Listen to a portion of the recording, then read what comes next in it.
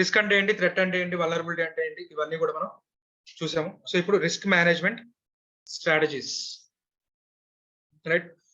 So risk ఉందనేది అయితే మనకు తెలుసు, ఆ రిస్క్ ని మేనేజ్ చేయడం, దాంట్లో ఉన్నటువంటి స్ట్రాటజీస్ గురించి మనం ఇక్కడ చూస్తాం మనం. సో రిస్క్ ఉంది అనేది తెలియడానికి ఫస్ట్ మనం రిస్క్ అనాలిసిస్ అనేది చేయాల్సి ఉంటుంది. సో అనలైజ్ చేసిన తర్వాత అప్పుడు ఏ రిస్క్ ఉన్నాయనేది మనం రాసుకున్న తర్వాత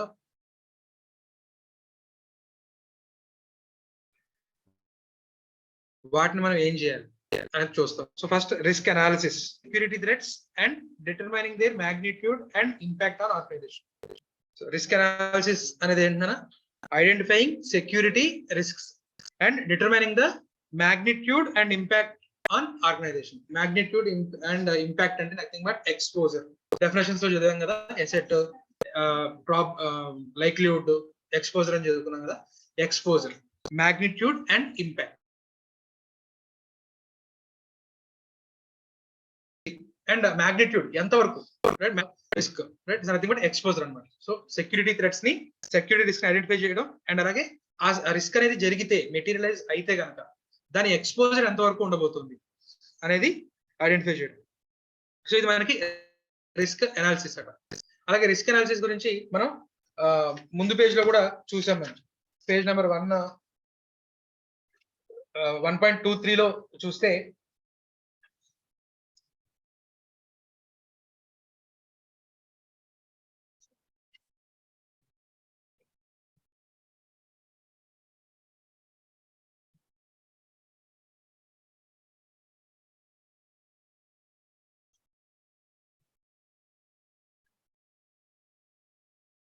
రిస్క్ గురించి చూసాము.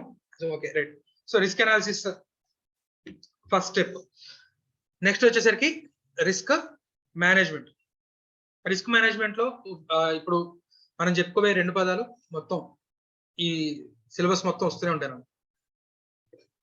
Effective risk management begins with clear understanding of enterprise risk appetite.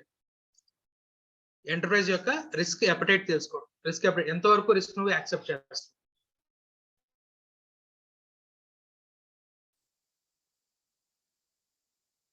A level వరకు నువ్వు రిస్క్ యాక్సెప్ట్ చేస్తాడు. At the same time return కూడా ఏం చేస్తాడు, ఎక్కువ ఎక్స్పెక్ట్ చేస్తాడు. కన్జర్వేటివ్ అనుకోండి, రిస్క్ వద్దు, ఆటోమేటిక్ గా రిటర్న్ కూడా ఏమవుతుందన్నా తగ్గిపోతుంది. సో మేనేజ్మెంట్ యొక్క రిస్క్ అప్డేట్ తెలుసుకో ఫస్ట్, రైట్. రిస్క్ అప్డేట్ తెలుసుకున్న తర్వాత identifying high level risk exposures. Magnitude చెప్పుకున్నాం కదా, ఆ మ్యాగ్నిట్యూడ్ లో హై లెవెల్ రిస్క్స్ ఏవైతే ఉన్నాయో వాటిని ఐడెంటిఫై చేయి, రైట్. వాటిని ఎక్కడికి తీసుకురావాలి, unacceptable high levels of risks ఏవైతే ఉన్నాయో వాటిని కంట్రోల్ చేయడం ఎలా చేస్తామన్నా, designing and implementation of adequate proactive controls, right. So మనకి చేతులు కాలాక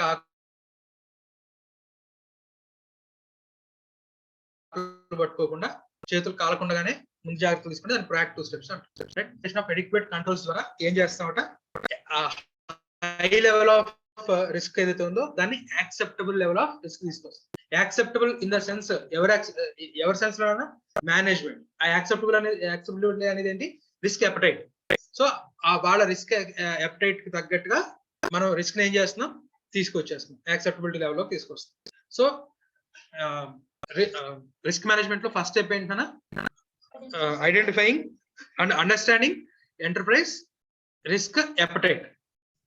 ఆ తర్వాత హై లెవెల్ రిస్క్స్ ఏవైతే ఉన్నాయో, హై ఇంపాక్ట్ రిస్క్స్ ఏవైతే ఉన్నాయో వాటిని ఐడెంటిఫై చేసిన తర్వాత వాటిని acceptable level of risk levels కి తీసుకురావాలి through designing and implementation of adequate proactive controls, right. ఆ కంట్రోల్స్ ఏమంటున్నాం మనం ఇక్కడ, మన డెఫినేషన్ ప్రకారం కౌంటర్ మెజర్స్. ఆ కౌంటర్ మెజర్స్ లో ఎప్పుడు వీక్నెస్ ఉంటూనే ఉంటుంది. కాబట్టి 24 hours మానిటర్ చేస్తూ ఆ కౌంటర్ మెజర్స్ లో మనకి ఏవైతే బగ్స్ ఉంటాయో వాటిని ఎప్పటికప్పుడు రిమూవ్ చేసుకుంటూ ఉండాలి. అందుకే it's a continuous process. Risk management అనేది ఇట్స్ ఏ కంటిన్యూస్ ప్రాసెస్. ఒకసారి పాలసీ సెట్ చేసి అమ్మాయి మొత్తం సెట్ అయిపోయింది అనుకుంటే కాదు, it's a continuous process, right. So అలాగే ఇక్కడ ఏం చెప్తారంటే, ఇక్కడ ఇప్పుడు మళ్ళీ డెఫినేషన్ మళ్ళీ ఇక్కడ చెప్తారు చూడండి. Risk management is the process of assessing risk, take steps to reduce risk to an acceptable level and maintaining the level of risk. ఆ లెవెల్ ని మెయింటైన్ చేస్తూ వెళ్ళడం.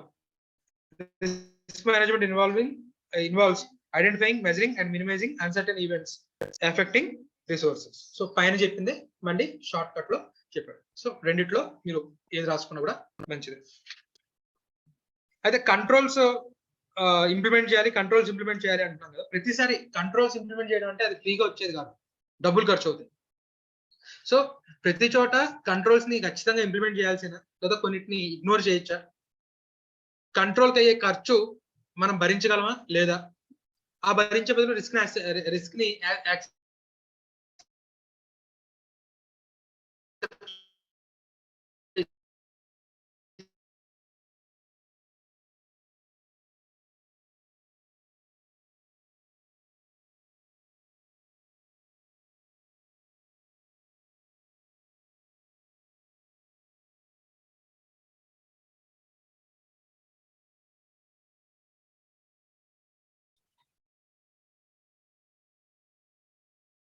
హై లో. యాక్చువల్గా మ్యాట్రిక్స్ లో మనం ఇంకా చాలా తీసుకోవచ్చు కదా, హై, లో, మీడియం, వెరీ లో ఇలా తీసుకోవచ్చు. కానీ మనం జస్ట్ బేసిక్ మ్యాట్రిక్స్ మాత్రమే తీసుకుంటాం. ప్రాబిలిటీ అలాగే ఇంపాక్ట్, దాన్నే మనం ఇక్కడ ఏమంటున్నాం మన ఎక్స్పోజర్. అదే పదాలు కదా మనం మ్యాగ్నిట్యూడ్. ఎక్స్పోజర్ కి మనం పెట్టుకుంటాం ఇంకో పేరు ఏంటి, మ్యాగ్నిట్యూడ్, రైట్? సో ప్రాబిలిటీ ఇక్కడ కూడా high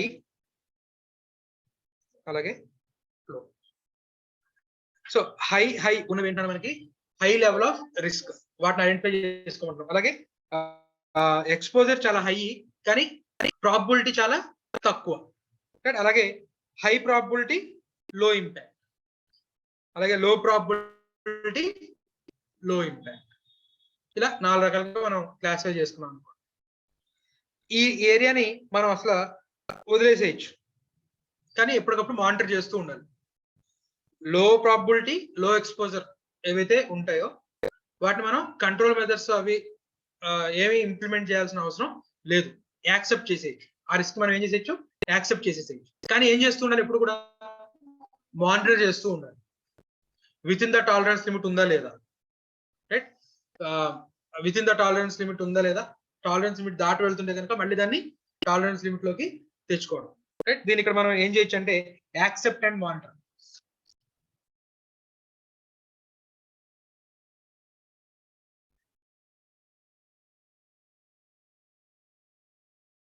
Tolerate or accept the risk, right?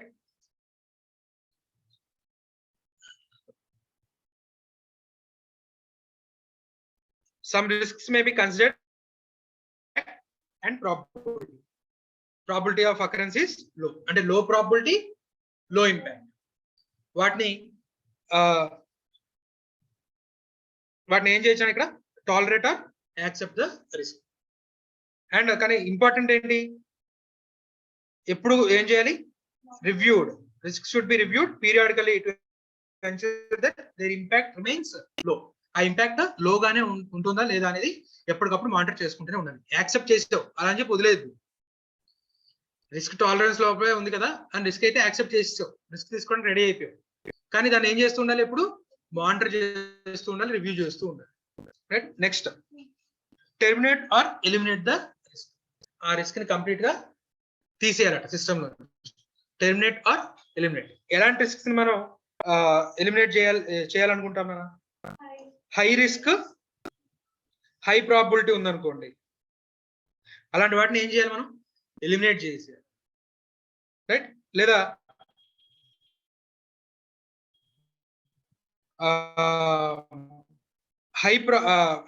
మనకి లో ప్రాబిలిటీ, హై ఎక్స్పోజర్ ఉన్నా కూడా దాన్ని మనం ఏం చేసుకోవచ్చు, సీరియస్ కాదు కానీ ఎంతో కొంత సీరియస్, రైట్?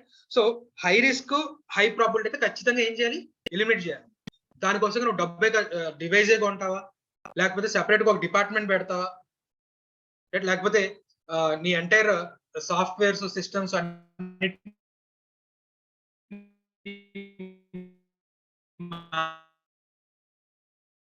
పడేస్తావా? డబ్బు అయితే ఎలిమినేట్ రిస్క్ లో వచ్చేసరికి and high impact. High probability and high impact అన్నట్టు high probability and high impact, right? So ఆ రెండింటిని మనం ఏం చేయాలన్నా టెర్మినేట్ ఆర్ ఎలిమినేట్.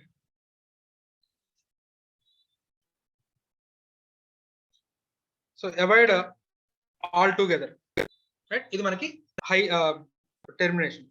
నెక్స్ట్ వచ్చేసరికి ట్రాన్స్ఫర్, అంటే ఎంటైర్ గా మళ్ళీ కొత్త సాఫ్ట్వేర్ లేదా కొత్త సిస్టమ్స్ ఇవన్నీ కొన్న డబ్బు ఎక్కువ అవుతుంది అనుకుంటే నువ్వేం చేయొచ్చు, ఆ రిస్క్ ని ట్రాన్స్ఫర్ చేయొచ్చు. ఎలాంటి వాటిని అంటే లో ప్రాబిలిటీ హై రిస్క్ కానివ్వండి, లేకపోతే హై ప్రాబిలిటీ లో రిస్క్ కానివ్వండి, ఏవైతే ఉంటాయో. యాక్చువల్లీ ఈ మ్యాట్రిక్స్ చాలా పెద్దది నాన్న, మనకి ఇవ్వలేదు కాబట్టి మనం చాలా చిన్న మ్యాట్రిక్స్ తో చెప్పేసుకుంటున్నాం. సో ఇవి ఏవైతే ఉన్నాయో మ్యాట్రిక్స్ లో దీన్ని నువ్వు షేర్ చేయొచ్చు. లైక్ల కోసం కమెంట్స్ కోసం కాదు, ఆ రిస్క్ మనం షేర్ చేసుకుంటున్నాం. అంటే ఒకవేళ జరగడానికి జరిగితే నువ్వు నాకు కాంపెన్సేషన్ పే చేయాలి, అంటే ఇన్సూరెన్స్ అయినా తీసుకుంటాం, రైట్? సో ఆ షేర్ అనేది ఏ విధంగా చేస్తామన్నా, ఒకటి ఇన్సూరెన్స్, లేదా థర్డ్ పార్టీకి నువ్వు అవుట్ సోర్సింగ్. థర్డ్ పార్టీకి ఏం చేస్తామన్నా అవుట్ సోర్సింగ్. అకౌంట్స్ కనుక సరిగ్గా మెయింటైన్ చేయకపోతే జిఎస్టీ డిపార్ట్మెంట్ నుంచి ప్రాబ్లమే, ఇన్కమ్ ట్యాక్స్ డిపార్ట్మెంట్ నుంచి ప్రాబ్లమే, రైట్? వాటికి పెనాల్టీలు కట్టుకోవాల్సి వస్తుంది. మనకి అకౌంటింగ్ లో నాలెడ్జ్ లేదు. ఇప్పుడు దానికోసంగా నువ్వు ఒక చార్ట్ అకౌంటెంట్ ని హైర్ చేసుకోవాలంటే అతనికి ఇవ్వాల్సిన శాలరీ చాలా ఎక్కువ ఉంటుంది. దాని బదులు ఒక ఫ్రీలాన్సింగ్ లేదా ఒక అకౌంటింగ్ ఏజెన్సీ లేదా ఒక చార్ట్ అకౌంటెంట్ అకౌంటింగ్ కి సంబంధించినటువంటి వర్క్ కూడా తీసుకోవచ్చు, కానీ అదే ఎంటిటీకి ఇంటర్నల్ ఆడిట్ గా కానీ అదర్ ఆడిట్ సర్వీసెస్ ఇవ్వకూడదు. సో ఒక చార్ట్ అకౌంటెంట్ అకౌంటింగ్ తీసుకోవచ్చు. సో నువ్వు ఫుల్ టైమ్ గా తీసుకునే కంటే అవుట్ సోర్సింగ్ ఇచ్చేసావు. సో అంటే వాటిలో ఏమైనా తప్పు జరిగితే ఇప్పుడు దానికి ఎవరు లైబుల్? Auditor liable. అంటే నువ్వు రిస్క్ ట్రాన్స్ఫర్ చేసి వాళ్ళ రెస్పాన్సిబిలిటీస్ ఖచ్చితంగా డిఫైన్ చేయాలి. రోల్స్ అండ్ రెస్పాన్సిబిలిటీస్ ఖచ్చితంగా డిఫైన్ చేయాలి. వాడు తీసుకుంటాడు, రిస్క్ ఏదైనా వచ్చినా సరే వాడే భరిస్తాడు. సో షేర్ చేస్తాం, షేర్ చేసిన తర్వాత రోల్స్ అండ్ రెస్పాన్సిబిలిటీస్ డిఫైన్ చేస్తాం, మానిటర్ చేస్తూ కూడా ఉండాలి. మళ్ళీ థర్డ్ పార్టీ వాడు చూసుకుంటున్నాడు కదా అని చెప్పి వదిలేస్తే కాదు, ఎప్పటికప్పుడు మళ్ళీ థర్డ్ పార్టీ వాడితో మనం మానిటర్ కూడా చేసుకుంటూ ఉండాలి. సో మూడోది ఏంటంటే transfer or share the risk.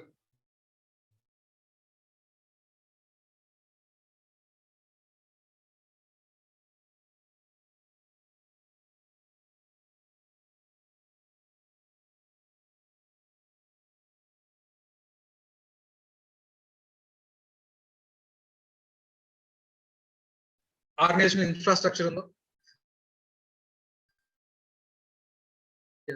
Data administration separate గా మనమే డిపార్ట్మెంట్ మెయింటైన్ చేసుకునే బదులు దాన్ని మనం ఏం చేస్తున్నాం మనం అవుట్ సోర్సింగ్ చేయొచ్చు. అలా ఒక షేరింగ్.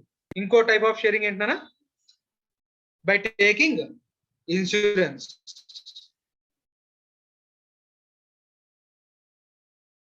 ఇన్సూరెన్స్ ప్రొవైడర్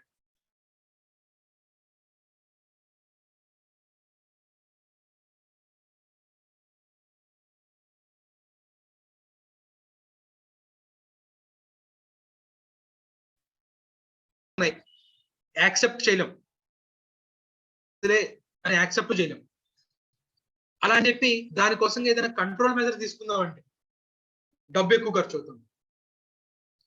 పోనీ అలా అని చెప్పి ఇన్సూరెన్స్ పాలసీ తీసుకుందాం అంటే పాలసీ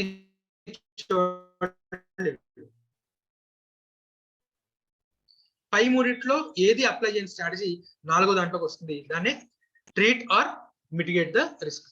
రిస్క్ ఉంది, ట్రీట్ చేయకుండా దాన్ని వదిలేట్లా ఏం చేస్తున్నావు, ఆ రిస్క్ ని ట్రీట్ చే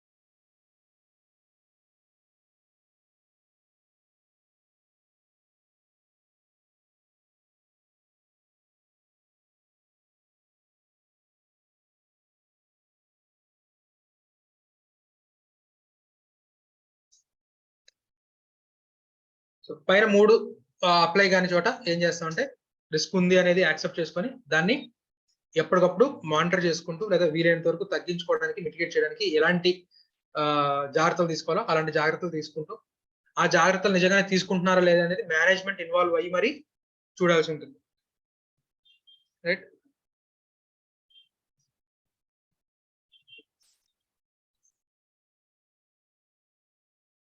సో ఇది మనకి రిస్క్ మేనేజ్మెంట్ స్ట్రాటజీస్ నానా.